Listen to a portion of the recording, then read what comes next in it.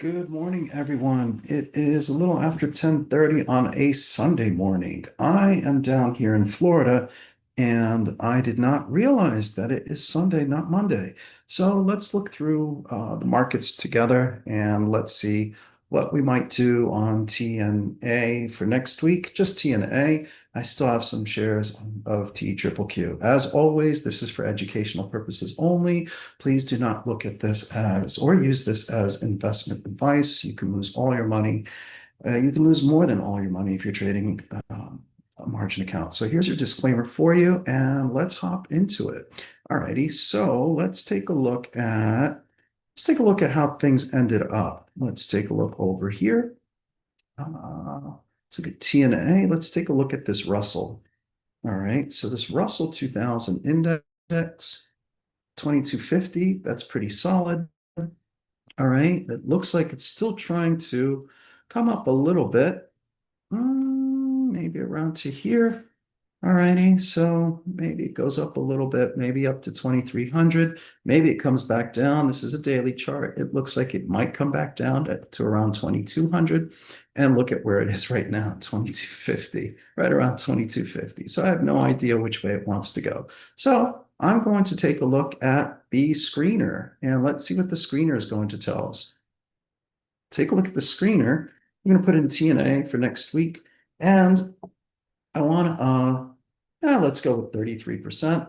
This VIX is relatively low. Let's look at 33%. We could maybe be wrong. So there's a 33% chance that I might get assigned these shares. I don't necessarily want these shares because I know that every time that I get shares, chances are I lose even more, but that's fine. What do we do if we get assigned shares through our puts? What do we do the following week? We sell calls against them. So right now, as you can tell, I don't have any shares of TNA. I've got nothing here down here. And so let's see what we can come up with. So here we are. We're going to look for 1% a week. Now remember, it's 1% for 7 days, not for just 5 days. It is for the full 7 days. I'm going to keep my bid and ask spread. I'm going to keep it a little wider than usual. Usually I like a dime or a nickel, but we know that the markets are closed, so it's going to be a little bit wide. All righty, so when I look at this, let's scan and hopefully we find something. Okay, here it is. It's telling you, okay, if you want a 33% chance or less, here, let's take a look at this 35 strike for next week. We're going to check the deltas just to make sure, because we always say that these deltas are just estimates and they may not be accurate. Always double check with your broker. Your broker's data will be more accurate. And so we said it will be a 35 put, and that 35 put had a delta. Yes, it is less than 33%. Okay, so this one doesn't look too bad. I'm sorry, it has a 31 delta. We were looking at a 33 delta. And what are we finding here? We're getting this. This is between 56 and 59. That bid ask spread is pretty good. So I might just go ahead and do that. If I don't do that, my second option is right here, the 34.50, but it's not for next week. It is for the week after. So maybe if I want a little bit more oomph, then maybe I go for that one.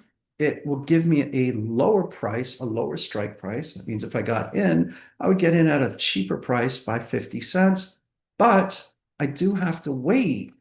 I do have to wait some more time. As opposed to expiration for this week, it would be expiration for the following week. And when I look at maybe the expected weekly yield, or even if I just look at the weekly yield, all right, this one, the VIX is low, so it is telling me that this week's is going to be giving me a higher weeklyized, if you will, yield at 2.3 versus 2%. And the expected weekly yields, well, if you take a look, we have 1.63 versus 1.35%. Fine. We notice that the extrinsic premium better be greater for 2 weeks out versus this week. Why? Because there's a lot more time involved. Hence, there's more premium. But we like to compare apples to apples. So we're looking at the weekly yield, and we like to look at the expected weekly yield as well. All right. So best of luck, happy trading, and good luck to everyone out there. If you like this video, just please hit the like button and do us a favor and subscribe because we would like to build this out even more and more and more. All right. Happy trading, everyone.